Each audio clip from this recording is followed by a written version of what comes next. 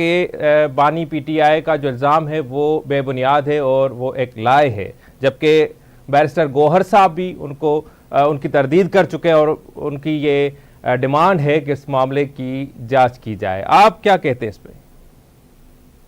دیکھیے، اس میں تو کوئی شک نہیں ہے کہ جو کچھ اس نے ویک قسم کا رپلائی دیا ہے اس کی تو کوئی حیثیت نہیں ہے، ساری دنیا جانتی ہے.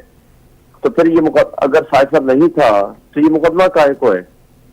دوسری بات یہ کہ نیشنل سیکورٹی کمیٹی نے پاکستان کی 2 دفعہ اس کو اپنے منٹ جاری کیے ہیں اور انہوں نے مداخلت قرار دیا ہے ہمارے ملک کی معاملات میں، اور اس کے ساتھ ڈیمارچ کیا ہے امریکہ کے سفیر کو اس وقت.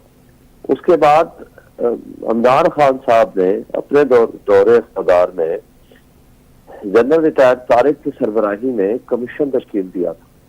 پھر جب یہ میٹر سپریم کورٹ میں گیا تو انہوں نے بھی یہ کہا تھا کہ اس پہ سازش ہے یا نہیں ہے، اس پہ انکوائری کی ضرورت ہے، لیکن مداخلت ڈکلیئر ہے. آئی ایس پی آر نے اس پہ اسٹیٹمنٹ دی کہ مداخلت موجود ہے. شہباز شریف نے فلور آف دی ہاؤس پہ کھڑے ہو کر کہا تھا کہ دھمکی آمیز گفتگو تھی، ہمیں اس کے اوپر ایک ہائی پاور کمیشن یا کمیٹی بنائیں گے، مگر وہ بعد میں نہیں بنائی. تو سوال یہ پیدا ہوتا ہے کہ سائفر کے وجود سے تو کوئی انکاری نہیں ہے، اور سائفر آج بھی موجود ہے.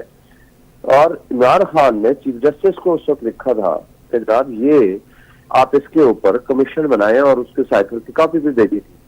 تو سوال یہ پیدا ہوتا ہے کہ سائفر کے وجود سے تو کسی کو انکار نہیں ہے، تو ان کا کہنا کہ سائفر جھوٹ ہے تو یہ، اور ہمارے یہ مسلم لیگ نون کے کٹ پتلی قسم کے یہ جو سر وہ مداخلت کی بات کر رہے ہیں کہ مداخلت والی جو بات ہے، مداخلت کا جو الزام ہے وہ بے بنیاد ہے اور وہ جھوٹ ہے.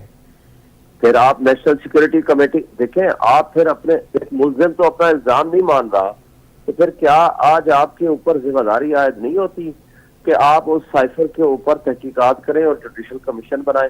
پھر کیا نیشنل سیکورٹی کمیٹی ہمارے پاکستان والوں نے جھوٹ بولا تھا؟ پھر کیا آئی ایس پی آر نے جھوٹ بولا تھا؟ کیا شہباز شریف اور کی زیر صدارت نیشنل سیکورٹی کمیٹی کی میٹنگ اور عمران خان کے زیر صدارت نیشنل سیکورٹی کمیٹی کی 2 میٹنگ وہ بھی غلط تھے؟ پھر ڈیمارچ جو آپ نے سفیر کو دیا وہ بھی غلط تھا. تو پھر تو آپ کا سارا بیانیہ ختم ہو جاتا ہے. اور یہ جو کٹ پتلی ہمارے حکمران ہیں جو کہ فارم 47 کی پیداوار ہیں، ڈاکہ زنی کے ذریعے وجود میں آئے ہیں، ان کی غیرت اور شرم و حیا ان کے پاس نہیں رہا کہ وہ اس بات کو وہ بغلے بجا رہے ہیں کہ دیکھو جی ڈونلڈ لو نے کہہ دیا یہ جھوٹ ہے. بھائی وہ تو مجرم ہے یا ملزم ہے، اس نے تو کہنا تھا. آپ خود بتائیں کہ آج آپ کے پاس آج بھی سائفر موجود ہے، آپ کرائیں نا اس کے اوپر انکوائری، جوڈیشل کمیشن بنائیں نا اپنے ملک کے ساتھ. This time check is brought to you by اس Ramzan try tang lemon pepper کا فروٹی فلیور اور رکھیں اپنے بچوں کو ریفریشڈ. ٹینگ بنائے بہتر مستقبل روزانہ. اچھا شعیب صاحب، جیسے جی شعیب صاحب معذرت، جیسے کہ سپریم کورٹ بھی مان چکی ہے اور نیشنل سیکیورٹی کاؤنسل بھی مان چکی ہے، تو جو بقول آپ کے تو یہ نتائج جو ہیں وہ آپ کے حق میں کیوں نہیں آ رہے؟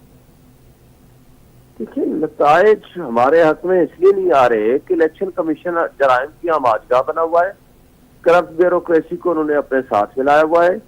ان کے ہینڈلرز اسٹیبلشمنٹ جو ہے وہ عمران خان کو نیچے دکھانے کے لیے ہر حد تک جانے کو تیار بیٹھی ہوئی ہے، اور یہ لوگ جو کچھ کر رہے ہیں وہ سب آپ کے سامنے.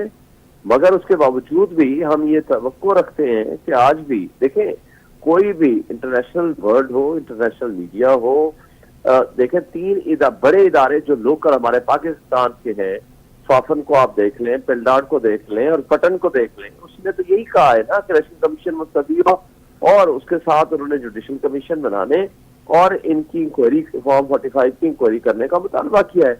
ساری دنیا کو پتا ہے، اگر نہیں پتا تو صرف ہمارے پاکستانی حکمرانوں کو نہیں پتا.